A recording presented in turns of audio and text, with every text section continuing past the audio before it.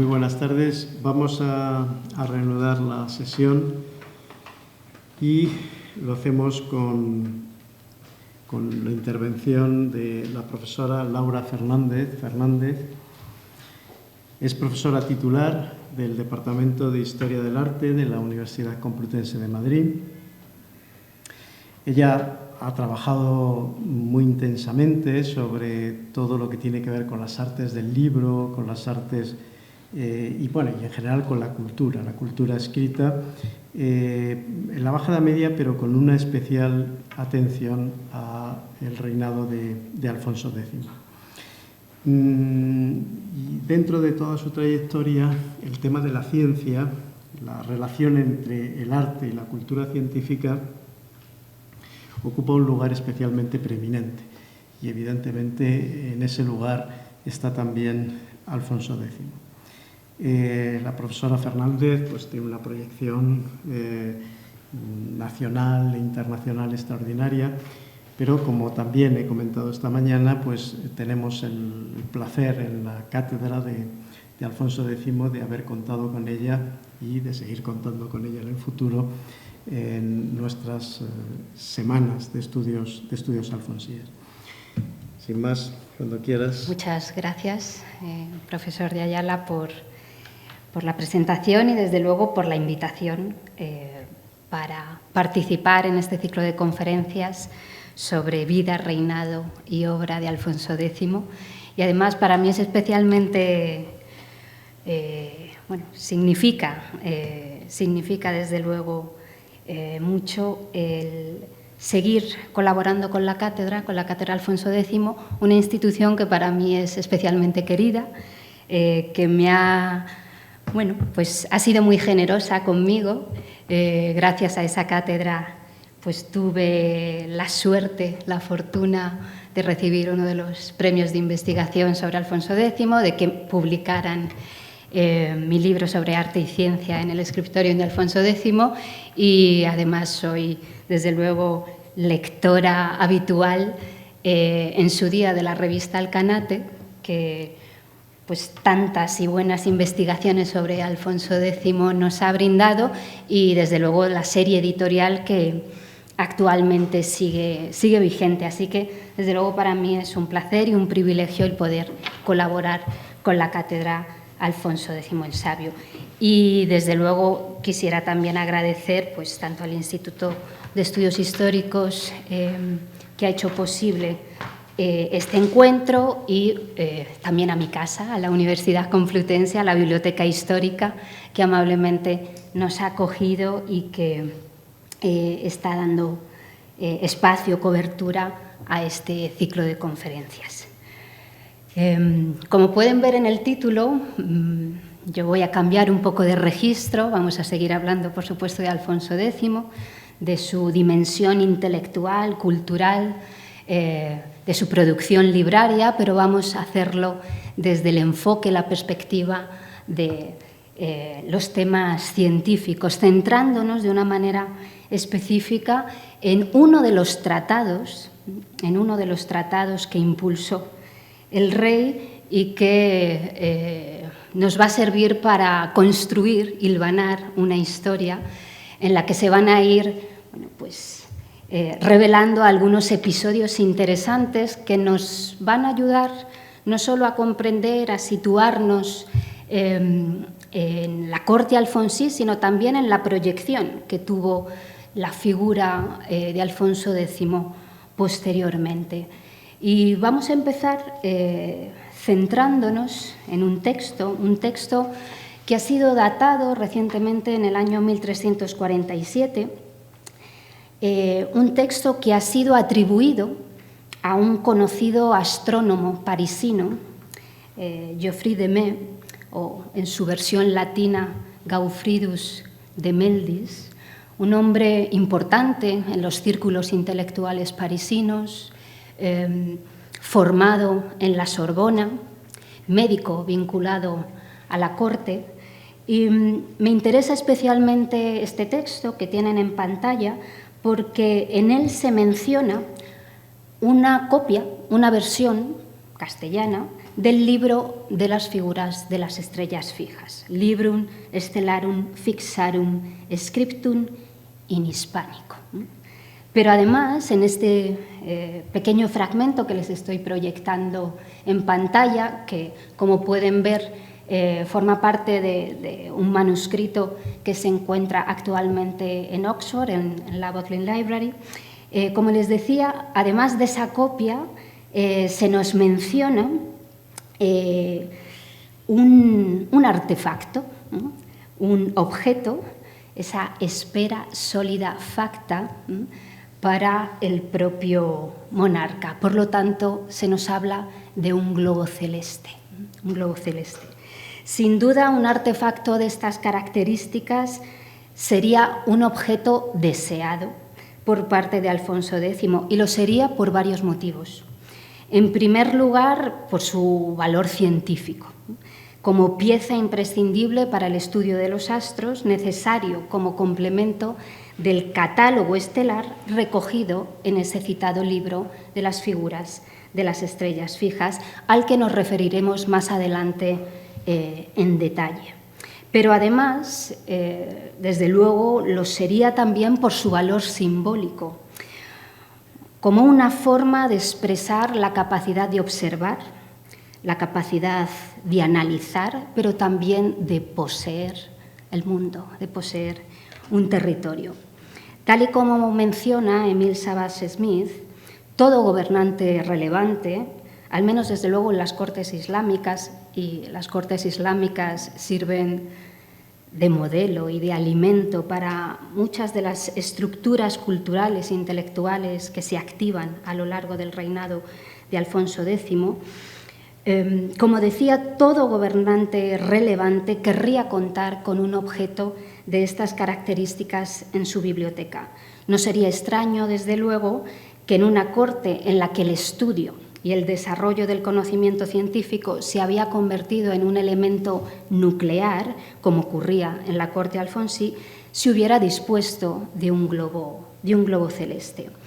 Este instrumento científico, conocido ya desde la antigüedad, de hecho, tuvo un desarrollo especialmente significativo en Al-Ándalus.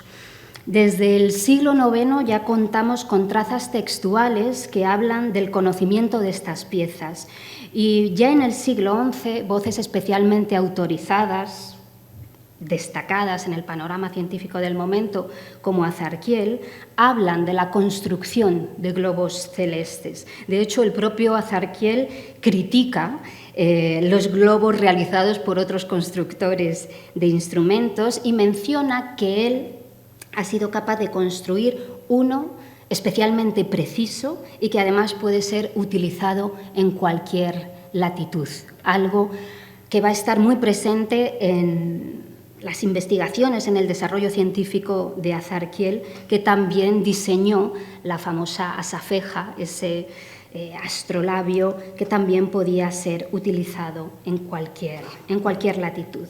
De hecho, y pasamos a comentar lo que ya tienen en pantalla, los ejemplares más antiguos de globos celestes islámicos que hemos conservado son de factura andalusí. El que tienen ahora mismo proyectado es una pieza especialmente conocida que se conserva actualmente en Florencia, en el Museo Galileo, y como digo, es una pieza especialmente conocida porque tenemos la enorme suerte de que está firmada. En la imagen que tienen en la parte inferior, aunque siento no tenerla en color, la pueden ver en blanco y negro, pero ahí sí se aprecia la inscripción donde aparece el nombre del constructor de este globo celeste, Ibrahim ibn Said, y su hijo, Muhammad, que fueron los artífices de esta pieza, que sabemos que además se realizó en la ciudad de Valencia. Y tenemos unas referencias cronológicas. Les pongo ahí las dos referencias que normalmente aparecen vinculadas a este globo, porque ya desde finales del siglo XIX, cuando Menucci empezó a estudiarlo, un pequeño matiz en la manera de citar una de las palabras ha dado lugar a una discusión que se mantiene hasta día de hoy y nos vamos a encontrar autores que consideran que la fecha que aparece en esa inscripción es la del año 1080, pero también nos vamos a encontrar otros autores que han interpretado esa fecha como el año 1085. Independientemente de ese matiz cronológico, como digo, es especialmente importante esta pieza porque tenemos el nombre del artífice, el lugar donde se realizó. Un artífice que sabemos que también había estado trabajando previamente en Toledo, también constructor de varios astrolabios, así que una figura importante en ese desarrollo científico andalusí. La otra pieza que les quería mostrar es este globo celeste, que actualmente se encuentra en París, en la Biblioteca Nacional de Francia. Este globo ha tenido también una larga discusión en torno a quién lo realizó, dónde. De hecho, si acuden a bibliografía anterior al año 2008, este globo también se consideraba realizado por el mismo constructor, por el mismo artífice que la pieza anterior. También se vinculaba a su taller en Valencia, pero desde el año 2008, en el que Paul Kunitz y Eli Decker hicieron su estudio monográfico sobre esta pieza, se ha clarificado bastante el panorama. Son dos globos que se consideran efectivamente de factura andalusí, que están vinculados y que probablemente derivan de un mismo arquetipo, pero por las características materiales sabemos que no fueron realizados en el mismo taller y probablemente, aunque en cronologías cercanas, pero no en el mismo momento. Como digo, independientemente de esos matices, sí nos interesa señalar estas piezas porque nos hablan de ese sustrato, ¿no? Esa riqueza ya en la producción de instrumental científico de estas características en la península. Es probable, por lo tanto, que en la corte alfonsí se conociera algún objeto de estas características y que hubiera servido como modelo de un hipotético globo celeste construido para el rey sabio, tal y como se afirma en el texto con el que hemos iniciado este recorrido y al que vamos a volver en reiteradas ocasiones, porque a pesar de ser un fragmento, como han visto previamente, reducido, es una pieza llena de información que nos va a ayudar, como les decía, a ir situándonos. Lamentablemente no hemos conservado o no ha sido identificado, que también ese es uno de los matices que debemos valorar, ese posible globo de Alfonso X, pero lo que sí contamos, sí hemos conservado, es con el marco teórico que habría servido para su construcción, el llamado Libro de la Esfera o Libro de la Alcora, uno de los tratados del Libro del Saber de Astrología. Y en este momento, desde luego, es preciso hacer un pequeño inciso porque este manuscrito que tienen proyectado en pantalla es el manuscrito 156 de esta casa. En la Universidad Complutense de Madrid tenemos el honor, el privilegio de conservar este manuscrito alfonsí, un manuscrito que estuvo en el patrimonio librario de la Corona hasta principios del siglo XVI, momento en el que el cardenal Cisneros, en el año 1505, se lo compró al rey Fernando para incorporarlo al lote fundacional de la biblioteca del Colegio Mayor de San Ildefonso en la recién creada universidad en Alcalá de Henares. Este manuscrito es una pieza, desde luego, capital, fundamental para entender el proyecto intelectual, cultural, científico de Alfonso X.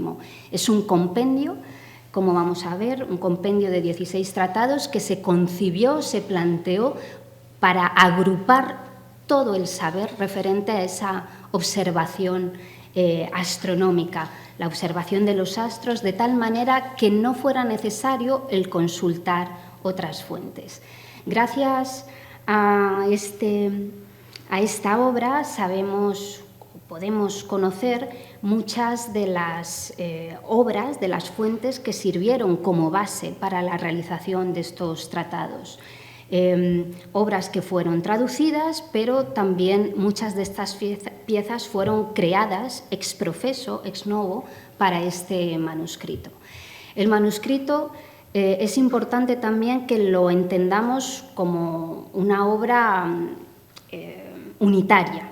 Se concibió desde el principio como una obra de conjunto y gracias a las diferentes piezas, los diferentes tratados que tenemos en su interior, podemos conocer las diferentes etapas por las que atravesó este largo proceso. Sabemos que hubo una primera etapa en los años 50, entre 1255 y 1259, en la que se llevaron a cabo algunas de las primeras traducciones de las que iremos hablando, y esas traducciones 20 años después, entre 1276 y 1278, se revisaron, se ampliaron, se completaron y se hizo la compilación para realizar el manuscrito tal y como lo conocemos actualmente. Esta información que les estoy planteando, seguro que muchas de las personas presentes en la sala ya me han escuchado hablar de estos textos y conocen de sobra esta estructura, pero bueno, quisiera profundizar un poquito en ella, de nuevo pensando sobre todo en quienes no conozcan este libro del saber de astrología. Les decía que podemos analizar esas diferentes fases de trabajo gracias a los prólogos de cada uno de estos tratados.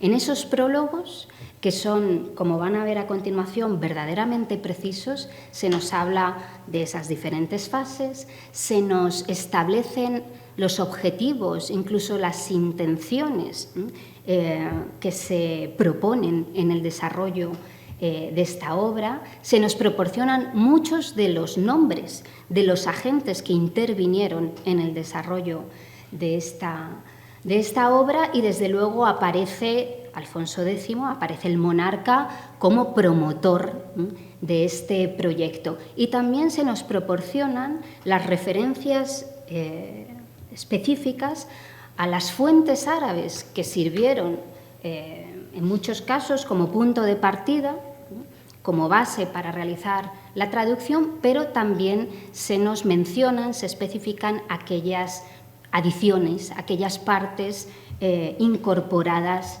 ex novo. Por ejemplo, en este párrafo que tienen aquí en la parte baja de la pantalla, que se corresponde con el prólogo del libro de la Safeja, se nos dice: porque este instrumento sería muy minguado si no hubiese libro de cómo lo deben facer de nuevo, por ende nos, don Alfonso, el sobredicho, mandamos al nuestro sabio Rabbi Shah el de Toledo, está hablando de Isaac Ben Sid, el llamado Rabbi Shah de Toledo, que lo ficiese bien cumplido, con sus pruebas y sus figuras. La figuración, esta mañana la profesora Rocío Sánchez nos hablaba de la figuración como un elemento capital en la construcción de esa narrativa visual de las cantigas, y desde luego vemos que la figuración, el representar visualmente estos instrumentos, es un elemento imprescindible de estos textos científicos. Este compendio, como les comentado previamente, está formado por 16 tratados que podemos estructurar en 3 grandes apartados. El primero, dedicado al análisis de las constelaciones, que sería ese primer tratado, el libro de las figuras de las estrellas fijas, que posteriormente comentaremos. Luego, un gran bloque dedicado a instrumental científico para la observación de los astros y su aplicación. Y el primer tratado de ese bloque es nuestro libro de la Alcora o libro de la Esfera, del que vamos a hablar a continuación. Y por último vemos un apartado dedicado a relojes, a sistemas de medición temporal. Nos centramos ya de manera específica en ese libro de la Alcora o libro de la Esfera, y dice así, dice: Este libro es el del Alcora, que es dicha en latín Alcora, que compuso un sabio de Oriente que hubo nombre Costa. Este sabio de Oriente, Costa, es, como pueden ver en la parte inferior de la pantalla, Custa Ibn Luca, un cristiano de origen sirio, especializado en la traducción de textos griegos al árabe, que fue especialmente conocido, como pueden ver, a finales del siglo IX, principios del siglo X, y no solamente fue un reputado traductor, también fue autor de textos científicos y, de hecho, él escribió un tratado dedicado a los globos celestes que sirvió como base para esta traducción castellana que estamos comentando. Y nos dice: «Et fabla de todo el ordenamiento de l'espera, a que dicen en arábigo de tal corsi, que quiere tanto decir como la espera que está sobre la silla, e fitzo este libro en arábigo». Se está refiriendo al libro de Custa Ibn Luca. Y después mandólo trasladar de arábigo en lenguaje castellano el rey don Alfonso, fijo del muy noble rey don Fernando, de la reina doña Beatriz, et señor de Castilla, de Toledo, de León, de Galicia, de Sevilla. Empieza la nómina de territorios que construyen, que constituyen la corona de Castilla, y nos dice: «A quién se lo encarga, a mestre Joan d'Aspa, so clérigo, et ayuda el Cohen, Yehuda ben Mosé, su alaquim». Y fíjense, antes les decía, son prólogos que nos proporcionan información muy precisa. Nos dice: «Et fue fecho jueves, 6 días de febrero, en era de 1297 años, el 70 anno del reino de este rey sobredicho». Así que el reinado empieza 1252, pues le tenemos que sumar 7 años, pero lo que nos interesa remarcar es que en el tiempo que andaba la era, en 1315 años, e había 25 años que él reñaba, por lo tanto ya estamos en 1277, fitzolo componer et enderezar, e trasladallo aquí, en este libro, no en otro, en este manuscrito que estamos comentando. Un manuscrito que, gracias a otro de los prólogos, a otro de los tratados que tenemos, de hecho al libro de la Safeja, sabemos que fue terminado en la ciudad de Burgos en 1278. Y esta ha sido una pieza informativa de gran interés, porque justo en 1278 sabemos que la corte está instalada en Burgos, así que desde luego esto, pues nos activa muchas preguntas. El scriptorium era pues una estructura itinerante que viajaba con el rey, que viajaba con la corte, aunque después hubiera unidades de trabajo especializadas, podríamos decir, que estuviesen instaladas en otras ciudades, en Toledo, en Sevilla, pero como podemos ver, gracias a este manuscrito, el scriptorium desde luego era una unidad que se trasladaba, que viajaba allá donde viajase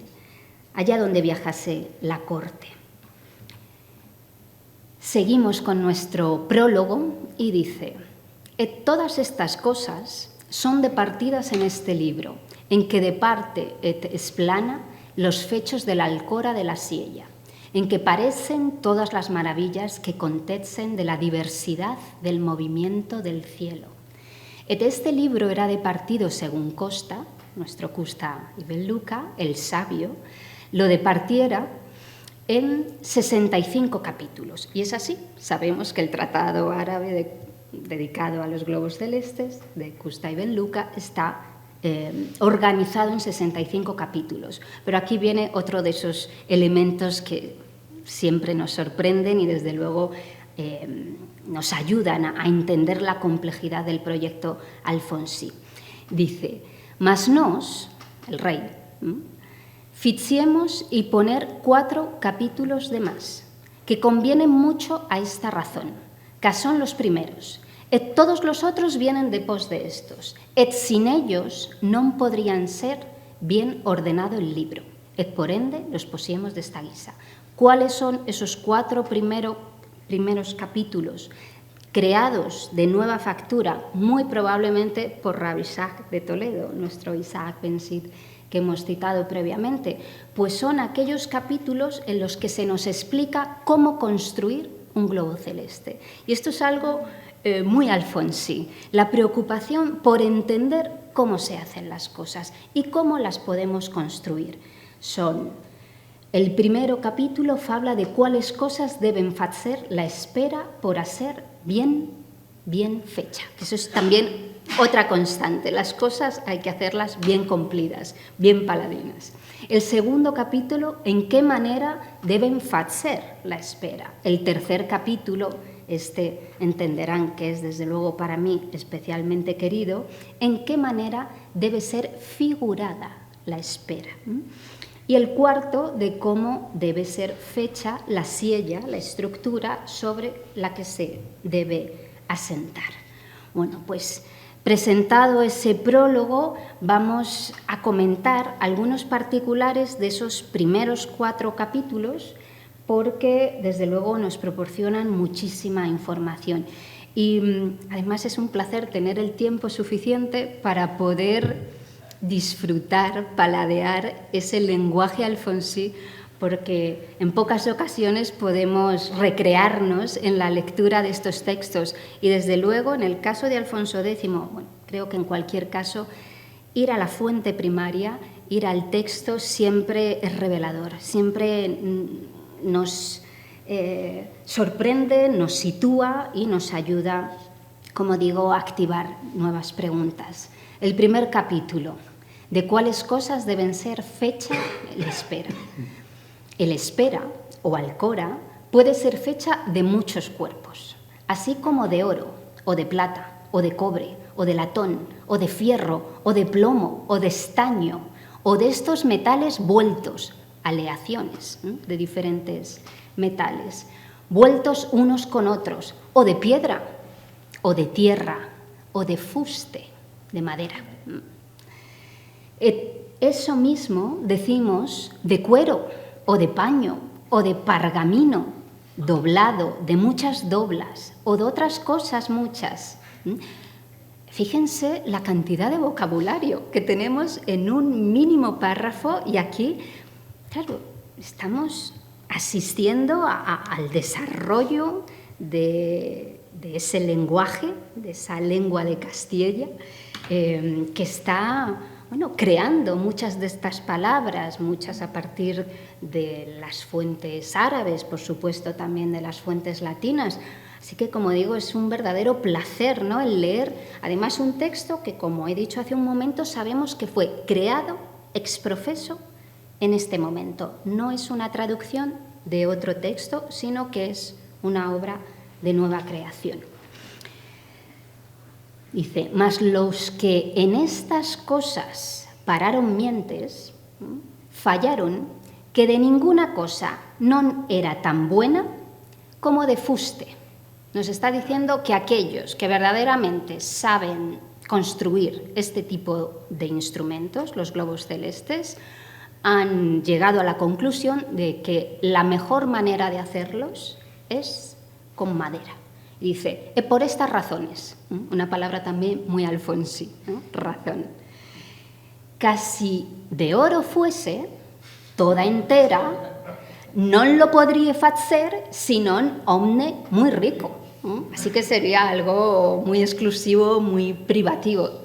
Pero ahora viene la parte verdaderamente, el argumento de peso.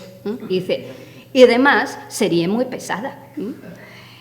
E si la ficiesen delgada, torcérselle, e non sería redonda derecha.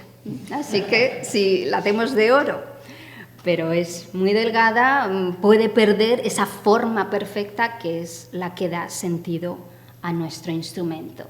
E si la ficiesen pequeña, no parecía bien aquello que en ella ha de parecer, que son, como vamos a ver después, las figuras de las constelaciones. Así que nos están argumentando por qué no hacerla de oro.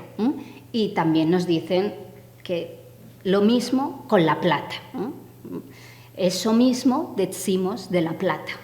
Como quier que más fuerte metal sea que el oro, e más dura por non torcerse tan aína. Y sigue con toda la nómina de metales que previamente han mencionado, el cobre, el latón, el estaño, y sigue hablando de la piedra, de la tierra. Más con de eso, de todos los metales, nos está diciendo que del abanico de posibilidades de metal, el latón sería el más conveniente, pero insisten en que la mejor forma es la de madera. Pasaríamos al segundo capítulo, dice, de cómo debe ser fecha la esfera. Dice, la figura de la esfera debe ser fecha redonda, lo más que ser podría, así que non sea más luenga de la una parte que de la otra, ni haya y fuello ninguno, ni desigualdad, pero más al un cabo que al otro. Así que nos está diciendo que esa esfera tiene que ser una esfera perfecta.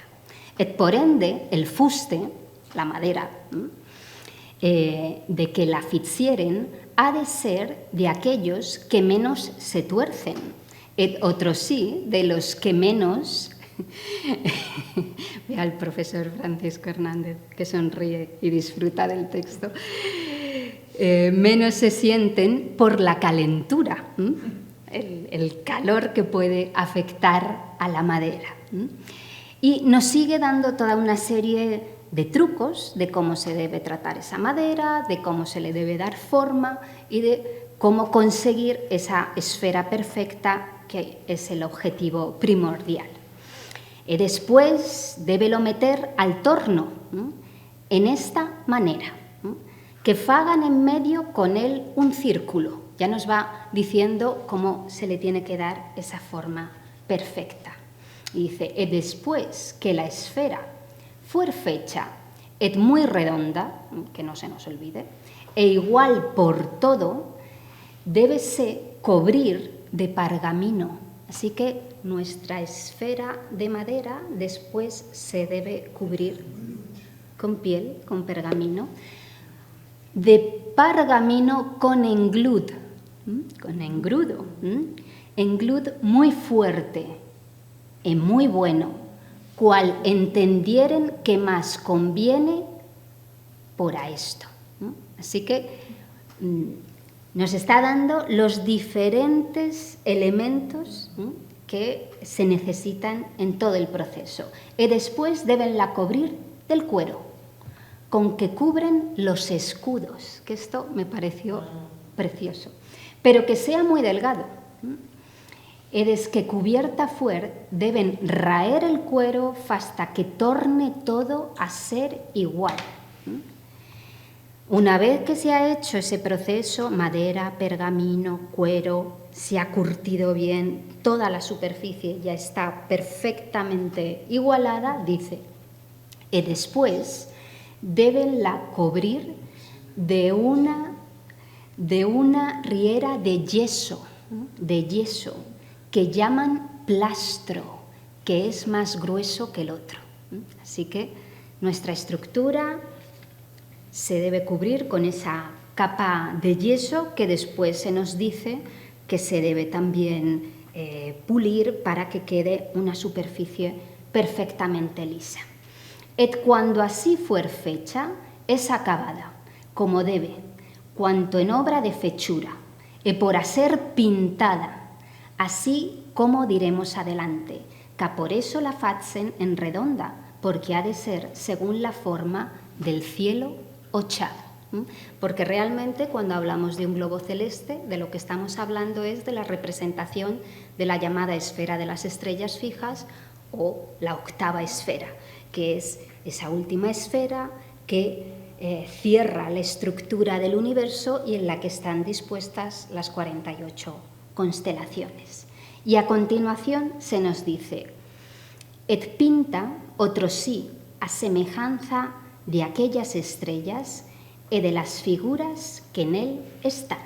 Y ahí llegamos a ese tercer capítulo que antes decía, que es desde luego especialmente interesante desde la historia del arte, pero especialmente interesante desde cualquier punto de vista, de cómo debe ser colorada, et señalada, et pintada, et figurada la esfera.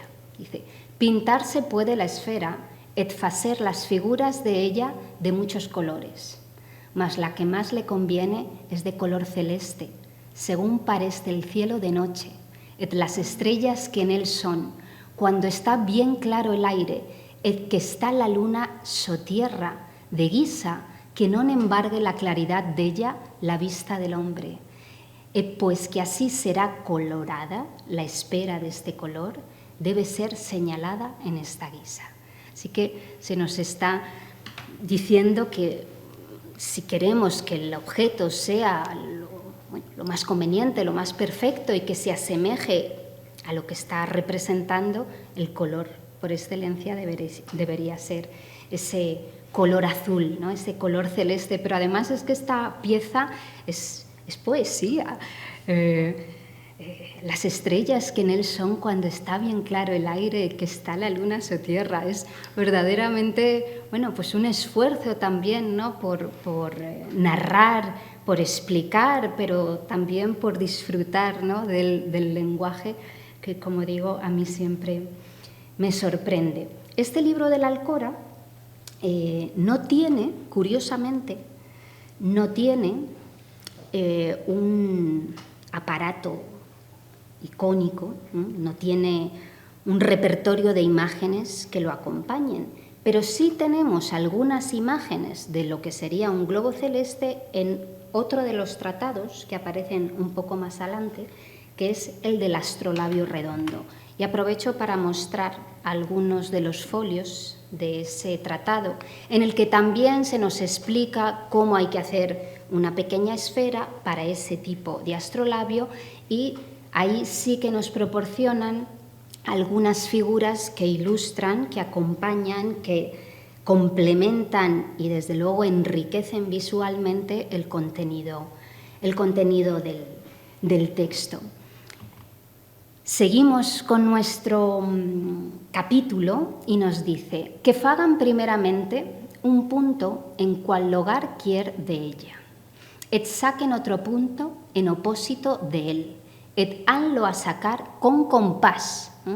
Así que volvemos a insistir en esa precisión de cómo se debe hacer nuestro instrumento. Y en el folio de la derecha vemos uno de esos un compás para poder trazar esas líneas que son las que marcan la distribución precisa de las diferentes constelaciones y por lo tanto también de sus estrellas. Dice, cuando quisieren poner alguna estrella en su lugar en la esfera, sepan primero sus ladezas y sus longuezas, ¿no? La latitud y la longitud, según son puestas en las ruedas de cada una de las figuras, ¿no? Y les muestro aquí en pantalla una de esas ruedas que aparece justo en el tratado anterior, en el libro de las figuras de las estrellas fijas. Vemos aquí rueda de las estrellas del río, así que ellos se van citando a sí mismos. Esto también es interesante porque nos habla del enlace de los diferentes tratados y de esa visión de conjunto, esa idea unitaria que tienen de la obra. Dice, rueda de las estrellas del río, con enmendamiento de 17 grados y 8 minutos, menudos, sobre las del Almagesto, el Almagesto de Ptolomeo, en longura. Así que nos está diciendo que están utilizando el catálogo estelar de Ptolomeo, pero corregido según las coordenadas del momento en el que se está haciendo esta obra. Así que, de nuevo, precisión absoluta. Y mostrando esta rueda, desde luego tenemos que referirnos a ese primer tratado, a ese libro de las figuras de las estrellas fijas, que es con el que abre nuestro libro del saber de astrología, que desde luego el prólogo seguro que muchos lo conocen, pero para quienes no estén familiarizados con su contenido no tiene desperdicio. Dice, este es el libro de las figuras de las estrellas fijas que son en el 8º cielo, que mandó trasladar de caldeo y de arábigo en lenguaje castellano el rey don Alfonso. Y trasladólo por su mandado Yuda el Cohen, antes lo hemos mencionado también en relación al libro de la Alcora. Et Guillena Remond d'Aspa, su clérigo. De nuevo vemos una pareja, un cristiano y un judío, trabajando en esa traducción, revisión y creación. Et fue fecho en el 4º año que reinó este rey sobredicho, que andaba la era de César en 1294 años. Estamos en 1256, la primera traducción que se hace de esta obra. Y después lo enderezó, et lo mandó componer este rey sobredicho, et cuanto en el lenguaje enderezólo él por sí. Así que tenemos aquí la referencia al propio Alfonso X participando, no sabemos en qué medida, pero desde luego participando del proceso. Et en los otros saberes hubo por ayuntadores a maestre Joan de Mesina, a maestre Joan de Cremona, ayuda al sobredicho, que vuelve a participar en la revisión de la traducción 20 años después. Así que eso nos sirve para saber que estuvo al servicio del monarca prácticamente durante todo su reinado. Et a Samuel, esto fue hecho en el año 24 de su reinado, de nuevo nos vuelve a dar todas esas coordenadas cronológicas. Este libro de las figuras de las estrellas fijas sabemos que realmente no es una traducción, pero utiliza como base textual una interpretación bastante libre, según estudió en su momento Mercè Comés, del libro de las figuras de las estrellas fijas que había escrito el astrónomo persa Al-Sufi en el siglo X, en el año 962. Pero además sabemos que en esta elaboración alfonsí se utilizó también la traducción latina del Almagesto que había llevado a cabo Gerardo de Cremona en la ciudad de Toledo en 1175. Así que estamos viendo el uso conjunto de fuentes árabes y fuentes latinas para crear este nuevo producto. Pero además tenemos la incorporación de una serie de piezas, de elementos narrativos completamente nuevos, de los que no se ha podido determinar una fuente concreta. Y ahora vamos a saber, o vamos a tratar de entender, de dónde surgen esos elementos narrativos nuevos.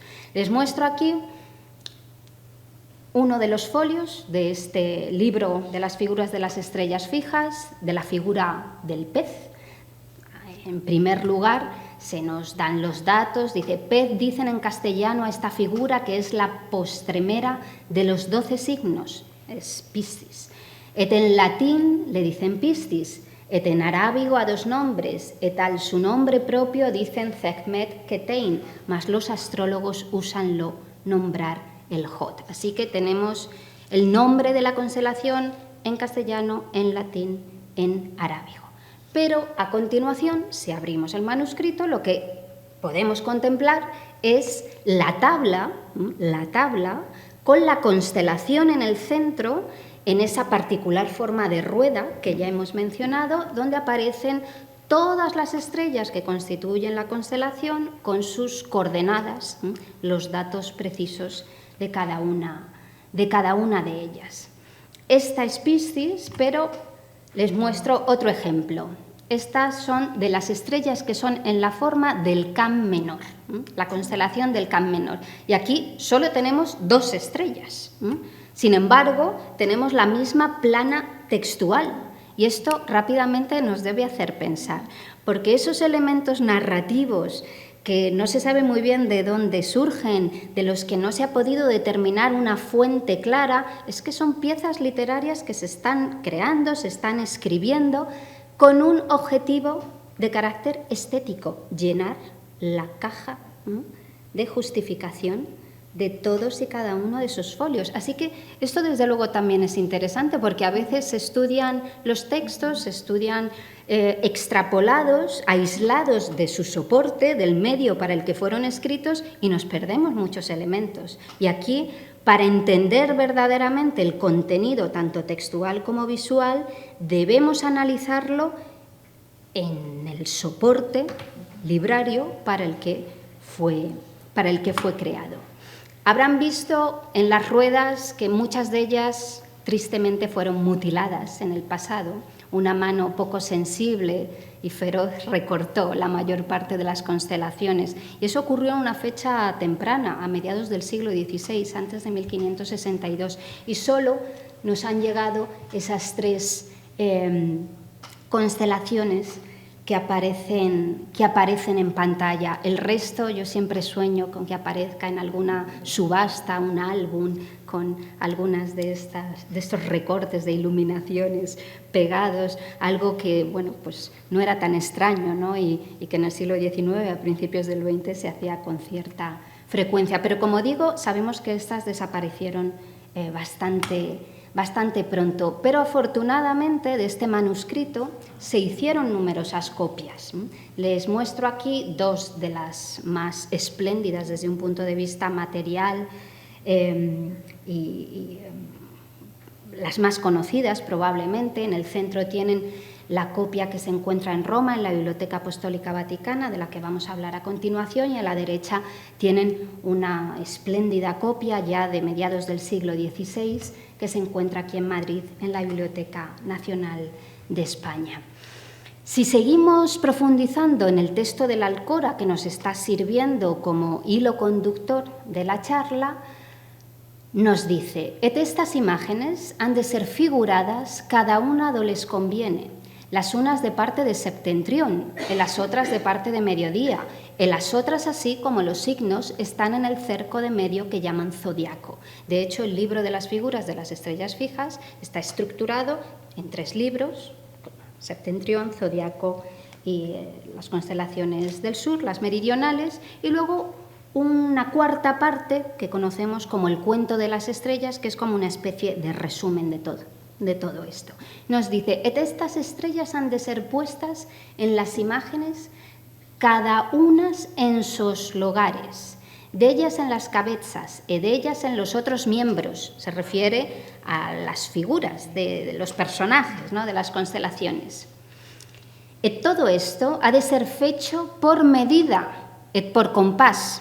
No se puede hacer aleatoriamente, no se pueden colocar de cualquier manera. De hecho, he elegido justo este medallón de la corona meridional porque se puede ver muy bien en el centro el compás, el agujero del compás, que estaban utilizando estos equipos alfonsíes para hacer esas ruedas y que probablemente utilizaron para hacer las figuras de ese globo celeste. «Et las estrellas que en ella pusieren deben ser doradas o argentadas». Y de hecho lo vemos aquí, el fondo azul, como nos decía antes, y las estrellas marcadas, esos puntos de color dorado de diferentes tamaños en función de la magnitud, del brillo, del tamaño de cada una de las estrellas, salvo las que están fuera de la constelación, que vemos que aparecen representadas en color rojo. Dicho esto, y hablando de copias, me gustaría comentarles una de las copias menos conocidas del libro del saber de astrología, que todavía necesita un estudio más pausado y pormenorizado. Es una copia que se encuentra aquí en Madrid, en la Biblioteca de la Real Academia de la Historia. Siento tener esta imagen en blanco y negro, pero espero sea igualmente comprendible, ¿no?, en relación a lo que estamos analizando. Esta es una copia que sabemos se hizo a principios del siglo XVI, hacia 1515, y es una copia de los 3 primeros libros del libro de las figuras de las estrellas fijas, y luego tiene una parte dedicada al libro de la esfera, ese libro de la Alcora.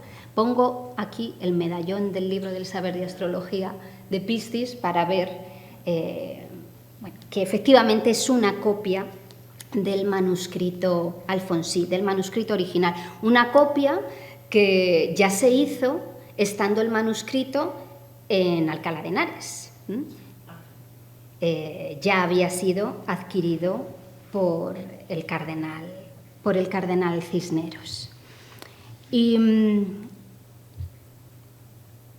este manuscrito, en su última parte, como les decía, tiene un apartado dedicado al libro de la esfera. Y en ese apartado aparecen varios folios iluminados. Uno de ellos con 2 planisferios y luego a continuación tenemos, lo que pueden ver en pantalla, las estrellas según aparecen en la media esfera. Tenemos por un lado una de las mitades de la esfera y por otro lado otra de las mitades de esa esfera. Como digo, este es un manuscrito muy interesante, conocido, pero no suficientemente estudiado. Aunque ya don Manuel Rico y Sinovas, que fue el encargado de hacer la obra monumental sobre el libro del saber de astrología que él editó entre 1863 y 1867 con el nombre Los libros del saber de astronomía, que es como se ha dado a conocer de manera contemporánea. Pues Rico y Sinovas, cuando estudió ese manuscrito de la Academia de la Historia y observó estas imágenes y el prólogo que las antecede, consideró que realmente no se trataba de una copia alfonsí, sino de una especie de recreación alfonsí. Y nos dice: respecto a los planiferios celestes de cuyo prólogo castellano se habló con anterioridad, son a nuestro juicio una pretendida intercalación o adición con la cual, imitando a los planisferios que se grabaron para ilustrar los almagestos impresos de Ptolomeo, se pretendió dar más valor a la copia de los libros alfonsíes de las estrellas y constelaciones en este códice, pues de dichas esferas celestes delineadas en un plano, nada se lee en los tratados de las 48 imágenes, ni en los libros de la Alcora. Esto nos dice Rico y Sinovas. Su posición es clara, considera que verdaderamente estos materiales no son alfonsíes. Desde ese estudio, otros autores mencionaron estas imágenes, entre ellos Soriano Viguera, por ejemplo, en el año 1926, Thalgren en su estudio del 28 sobre los nombres árabes de las estrellas, Cárdenas en su tesis del año 74, pero realmente, como digo, citarlos, pero sin un análisis mayor al respecto. Y en el año 84, la profesora Ana Domínguez Rodríguez, y aprovecho para mencionar a una de las autoras que más ha trabajado sobre los manuscritos de Alfonso X, y de hecho ella fue una pionera y supo ver el potencial de todos estos materiales científicos y atreverse con esta materia tan compleja en un momento en el que todavía quedaba mucho por hacer y del que prácticamente todavía no se conocían muchos datos. Pues Ana Domínguez en el año 84 publicó en una pequeña nota, eran 3 hojas apenas, en el Boletín del Seminario de Estudios de Arte y Arqueología, publicó por primera vez esos mapas. Es cierto que ella no menciona la polémica de Rico y Sinovas y lo que han hecho otros autores, pero lo interesante es que menciona esos mapas, llama la atención sobre ellos en el panorama de la historia del arte y puso en relación estos mapas con el globo celeste de Nicolás de Cusa, haciéndose eco de algunas referencias que habían surgido en el marco de la historiografía checa que planteaban la conexión entre la corte de Castilla y la corte de Praga a través de la relación entre Alfonso X y su primo Ottokar II. Eran primos hermanos Y sabemos que hubo una serie de intercambios, de regalos diplomáticos y, como digo, en ese momento se creía que ese globo de Nicolás de Cusa podría haber sido el globo celeste de Alfonso X que hubiera llegado a Praga como un regalo diplomático. Posteriormente, otro tipo de trabajos, Merce Comes o más recientemente Alena Hadrapova y Peter Hadra han puesto de manifiesto que no, que realmente este globo celeste es de una cronología posterior, de principios del siglo XIV, y lo han puesto en relación a otra tradición icónica más vinculada a la zona del sur de la península itálica, Federico II, pero desde luego fue interesante esa llamada de atención que hizo Ana Domínguez sobre esta problemática. Volvemos ahora a nuestro texto inicial. ¿Cómo voy, Carlos? Muy bien. Bueno, no voy muy bien, pero voy. Volvemos a nuestro texto inicial porque nos va a dar nuevas claves para analizar esa posible esfera, ese posible globo celeste y ese libro de las figuras de las estrellas fijas. Y además de lo que hemos comentado previamente, ahora he señalado en rojo dentro de ese texto una frase especialmente interesante. Nos dice que esa copia que este astrónomo parisino había visto había sido sacada de la biblioteca, del armario del rey Alfonso, algo que desde luego, bueno, pues nos abre todo un mundo, ¿no?, de análisis y de preguntas. ¿Dónde estaría esa biblioteca? ¿Dónde estaría ese armario? Bueno, pues podemos intuir que todo aquello ocurrió en Sevilla y lo podemos decir de manera relativamente firme gracias a esta copia que tienen en pantalla, la copia que he mencionado previamente, que se encuentra en Roma, en la Biblioteca Apostólica Vaticana, que tenemos la enorme suerte de que está datada y se dice que fue realizada en Sevilla en el año 1341. Esta copia, que además es una copia facsimilar, y he puesto aquí un folio del manuscrito 156 del libro del saber de astrología Alfonsí y a la derecha un folio del manuscrito Vaticano Latino 8174 de Roma. Las medidas son prácticamente las mismas. Si analizamos incluso la propia estructura de cuadernos, vemos que se imita la escritura, que se imita el aparato decorativo, se imitan las figuras, ¿Quién está detrás de esta empresa? ¿Quién es el artífice intelectual de esta copia? Bueno, pues si nos vamos justo, copia que por otro lado, como se puede apreciar en pantalla, tristemente no fue finalizada. Hay algunas partes que no se llegaron a terminar.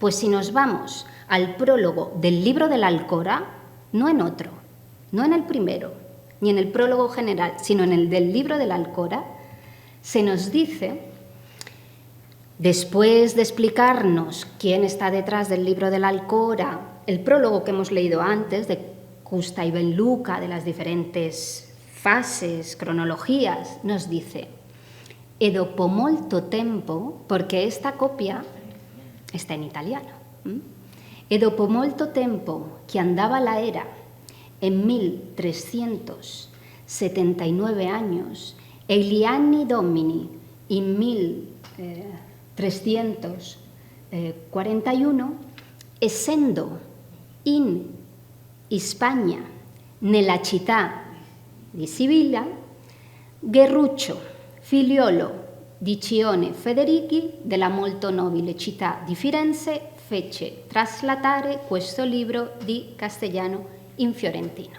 Así que tenemos a un noble florentino, mercader, que es miembro de una de estas familias pujantes, instalado probablemente en Sevilla, que encarga una copia de nuestro libro del saber de astrología, pero una traducción al italiano. Desgraciadamente el texto que nos está sirviendo como hilo conductor desde el principio, no proporciona más información sobre el lugar donde se encontraba ese armario, intuimos que en el Alcázar, ni sobre quién podía acceder a este material y en qué condiciones. Pero estos datos revelan el hecho de que los libros científicos producidos en el marco de la corte eran conocidos más allá de los muros de palacio y atraían la curiosidad de eruditos y gentes de otras tierras, y esto, desde luego, creo que también es especialmente revelador. Gracias a estos dos testimonios, al texto que nos está acompañando desde el principio y a esta copia, podemos afirmar que durante el reinado de Alfonso XI, un rico mercader de Florencia, que probablemente desempeñó un papel relevante en las relaciones económicas y diplomáticas con la corte, y algunas personas relacionadas con los círculos científicos de París tuvieron acceso al libro del saber de astrología conservado en la Biblioteca Real en el Alcázar de Sevilla. En ambos casos el libro debió de despertarles, como vemos, un gran interés, ya que encargaron o hicieron copias del mismo.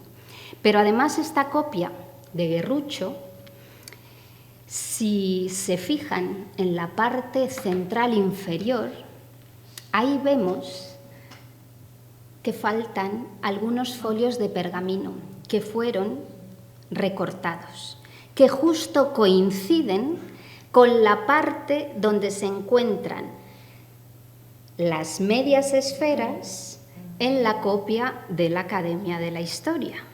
Ahora la pregunta que tengo en la cabeza, bueno, la tengo desde hace casi 20 años, pero que no llego a terminar de formular. Tal vez estaban ahí esas figuras de la esfera y tristemente han desaparecido tanto del manuscrito original como de la copia más cercana y más completa que conocemos. Como digo, todavía exige un trabajo profundo de análisis iconográfico que espero se pueda hacer más pronto que lejos, pero veremos si hay tiempo para desarrollarlo. Por último, y volviendo de nuevo a nuestro texto, simplemente quería señalar que cuando se habla de las raíces de las estrellas fijas, se nos dice que se han realizado siguiendo las raíces de las tablas. Esas tablas no son ni más ni menos que las famosas tablas alfonsíes, las tablas astronómicas impulsadas por Alfonso X, tristemente desaparecidas, aunque gracias a una copia posterior sabemos que fueron realizadas por Yehuda ben Moshe e Isaac ben Sid, que observaron el cielo en la ciudad de Toledo entre 1263 y 1272. Tablas astronómicas que rápidamente se conocieron en el resto de Europa, que ya desde principios del siglo XIV se conocían en la ciudad de París, donde fueron reinterpretadas, revisadas y adaptadas al meridiano de París. Y fíjense, para terminar, les traigo el inventario de la biblioteca de Carlos V en el Palacio del Louvre, donde se nos habla de unas tablas de Alfonso X traducidas al francés. Además tuvo que ser un manuscrito importante, iluminado, con oro, y además está firmado, lleva la firma del rey. No es el único registro que tenemos de las tablas en la Biblioteca Real francesa. Tenemos otros 3, ¿no?, donde se nos habla de esas tablas que tan importantes fueron también para el círculo científico e intelectual parisino. Pero además en esa biblioteca sabemos que se encontró este otro manuscrito, el llamado libro de astromagia. No puede ser otro porque aparece registrado con su inicio y su final, y sabemos que hubo una copia al francés del libro de las formas y de las imágenes, tristemente desaparecido, del que solo hemos conservado el índice, la tabla de contenidos, con esta espléndida inicial en la que el rey aparece con sus colaboradores y que se conserva en la Real Biblioteca del Monasterio del Escorial. Tal y como hemos podido constatar a través de las referencias que nos proporciona Gaufridos de Meldis en su texto y de los datos que hemos ido hilvanando a lo largo de esta charla, la dimensión científica de la corte alfonsí fue uno de los pilares en los que Alfonso X forjó su imagen de rey sabio, un rey que no solo quiso participar del saber del universo, también quiso tenerlo en sus manos. Muchísimas gracias. Muchísimas gracias a Laura por esta magnífica, apasionante y apasionada exposición sobre un tema tan realmente interesante. Bueno, es cierto que no tenemos mucho margen de tiempo para las preguntas, pero sí tenemos algunos minutos, de modo que invito a la audiencia a participar.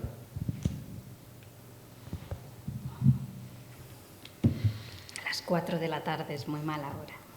Bueno, yo solo quisiera decir una cosa, que más que nada, bueno, en primer lugar felicitarte porque es una delicia escucharte siempre, y más sobre el saber de astrología, que me produce mucho vértigo, entonces cantidad de estrellas, ¿no? De la medicina, hay que tener valor para entrar en ese mundo.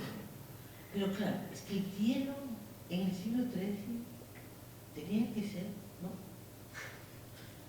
Pero nosotros sí no vemos esos cielos. No.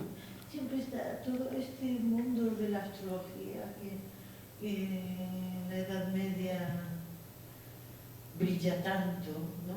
Pues hemos perdido, supongo, esa capacidad.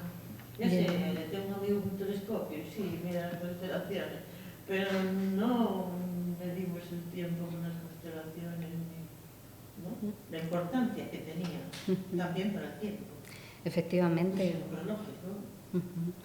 A mí me sigue maravillando, ¿no? Esa capacidad de observación y no solo de observar, sino de registrar puntualmente todos esos datos y utilizarlos de maneras muy diversas, ¿no? Como bien dices, las estrellas eran fundamentales para orientarse, para medir el tiempo. Hemos visto que la última parte de nuestro libro del saber de astrología está dedicada a esos tratados de medición temporal, ¿no? De diferentes tipos de relojes, que es algo que está íntimamente conectado con los astros, ¿no? Con ese tiempo celeste. Pero luego también subyace un componente simbólico importante. La astronomía es un saber noble y la astronomía te acerca también al conocimiento de Dios. Y no solo debemos observarlo en términos prácticos, sino también ese componente simbólico que nos ayuda también a dimensionar y a entender el esfuerzo y todos los recursos invertidos para poder llevar a cabo obras de estas características. Desde luego, esta mañana veíamos tanto el Códice Rico, el Códice de Florencia, el Códice de los Músicos, que siempre son tan espectaculares, pero ver el libro del saber de astrología te deja sin palabras, o el lapidario, o lo que tuvo que ser el libro de las formas en las imágenes, o el manuscrito que se encuentra en la biblioteca del Arsenal, que es un compendio de diferentes tablas astronómicas y cánones, y también tiene un tratado dedicado a instrumental científico, y es una obra, como digo, también espléndida desde un punto de vista de su factura material. Así que, de hecho, yo muchas veces insisto, Carlos se ríe, pero siempre insisto que realmente el corpus científico es el más amplio, el más numeroso de toda la producción alfonsí, y que estuvo presente desde el inicio del reinado. Sabemos que el lapidario, que es la primera obra que se manda a trasladar, según nos dice el propio prólogo, ya se está trabajando en ese texto en 1243, cuando Alfonso es todavía infante. Así que estamos viendo, bueno, pues, un esfuerzo continuado, un interés, creo, sincero por comprender, por analizar, pero también creo que ese componente simbólico debemos tenerlo muy, muy presente, porque si no es difícilmente entendible, ¿no? Sí, Rafael.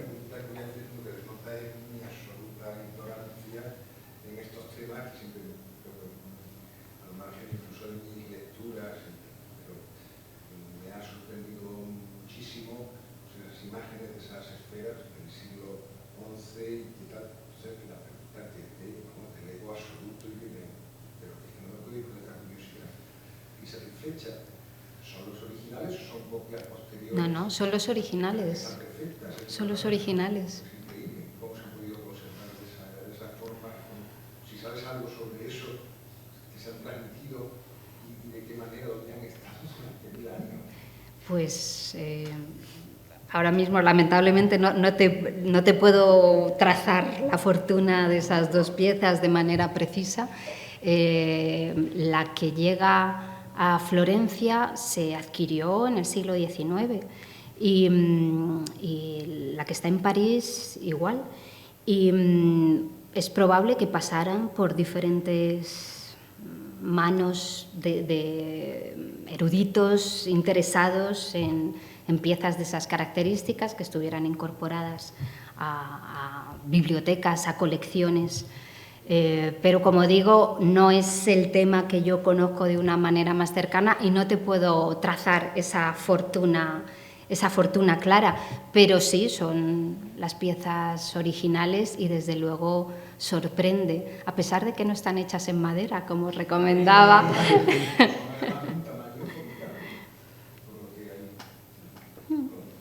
Sí, os he puesto las medidas para que se pudiera, el diámetro, 209 milímetros. Y en este caso, además, antes me refería al trabajo de Kunitz y de Lydekker, pues han podido establecer la fuente, el catálogo estelar que están utilizando, que es una de las traducciones árabes, la de Al-Hajj, que una de las traducciones del Almagesto, y a través de su rama magrebí. Así que son dos piezas conocidas que, sin embargo, desde la historia del arte creo que no han sido suficientemente analizadas. Recomiendo a quien le interese, Lydekker tiene una publicación fantástica del año 2012 con todo un repertorio, un catálogo de globos celestes, tanto de tradición latina, cristiana como islámica, y también está la publicación de Emile Savage Smith del año 1985, que da un poco todo el marco teórico y técnico para la realización de estos artefactos, y luego todo, la referencia a cada una de las piezas con su correspondiente ficha. Pero sí, desde luego llama la atención que se encuentren en este magnífico estado de conservación. La de Florencia, como se puede ver, tanto el pie de madera como las armillas, los dos aros metálicos, sabemos que son posteriores, que no son los originales, pero la esfera sí es la esfera original. Sí. Una pregunta en relación con esta última, que me ha llamado la atención porque está describiendo cómo se realiza el globo, que está hablando desde el punto de vista de un astrónomo, ¿no? No de un rey, porque sí se le podría hacer un globo de oro perfectamente al rostro de un sabio, ¿no? Y mi pregunta es, ¿tenemos algún globo que no sea de latón? ¿Mostramos algún globo de madera, aunque sea posterior? Sí, el que he mostrado, el globo de Nicolás Cusano, es de madera y sigue las pautas de construcción que nos proporciona el libro de la Alcora. La esfera es de madera, luego está cubierto con esa capa de yeso sobre la que están trazadas las figuras. Por eso, en un principio, la profesora Ana Domínguez, pues también pensó que efectivamente podía tratarse de ese desaparecido globo, pero como decía, después otros trabajos realizados sobre todo desde el ámbito de la historia de la ciencia pues han puesto en duda. Pero ese es otro filón interesantísimo que yo últimamente estoy explorando bastante, la conexión entre Praga y Castilla a través de Ottokar II y de Alfonso X. De hecho, recientemente he estado leyendo algunos trabajos, sobre todo sobre textiles, que se han encontrado, textiles almohades, muy similares a los utilizados por la familia real castellana en enterramientos de la Casa Real Checa en Praga. Así que sí que hay ahí un canal de conexión importante y de hecho sabemos también gracias a uno de los manuscritos que adquirió el propio Nicolás de Cusa posteriormente, que hay presencia de astrónomos que conocen la tradición castellana andalusí en la ciudad de Praga. Así que sí que hay ahí un canal de comunicación que, bueno, creo merece nuestra atención. Muy bien, hemos llegado ya al... Yo no te voy a hacer ninguna pregunta, pero sí una reflexión acerca de Alfonso XI. Es decir, a mí, pasan muchas cosas en ese reinado. Claro, Alfonso XI es un personaje, obviamente es un admirador de su bisabuelo por muchas razones, y hay una continuidad en todos los campos, también en el campo sapiencial, porque esto es algo que ya se está estudiando, pero por eso me ha sorprendido, me ha interesado mucho esa copia facsimilar de 1341, ¿no? Es decir, ¿en qué medida hay más información? Yo no lo sé, acerca del interés que podía suscitar en la corte de Alfonso XI esa continuidad científica. Pues esto es algo que a través de estos testimonios yo intento armar un poco mejor y las piezas sí se van combinando. Y es que esta mañana en el Códice Rico hemos visto las prosificaciones castellanas que se hicieron durante el reinado de Alfonso XI. Se hizo también esa finalización o ese intento de finalización del códice, el llamado Códice de Florencia, con esas dos iluminaciones que se puede también atribuir a ese momento. Estamos viendo cómo en esa misma cronología, como a mí me llama poderosamente la atención la idea del palacio, de la corte, como un organismo comunicado, ¿no? Y permeable y que absorbe influencias del exterior, pero también emana información y que hay un trasiego de gentes, porque aquí tenemos a nuestro mercader florentino que para encargar esta copia ha tenido que ver el manuscrito, tiene que conocerlo y esa copia se hace en contacto directo con el manuscrito original, porque como decía, es que es una copia entendida como copia facsimilar y el texto que hemos estado viendo, ese astrónomo parisino que dice que esa copia se ha sacado del armario del rey, o sea que realmente había, bueno, pues eso, una difusión de la información.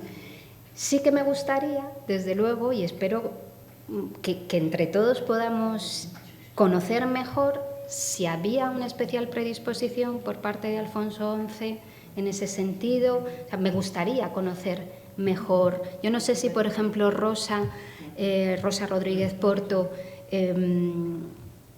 ha trabajado o tiene alguna referencia documental que pueda sumarse, que pueda contribuir a ampliar un poquito más el panorama, pero esto es es un indicio claro, una evidencia, ¿no? Sí, me parece un tema muy sugerente. ¿Sí? Bueno, pues muchísimas gracias, Laura. Ha sido un placer escucharte. Gracias.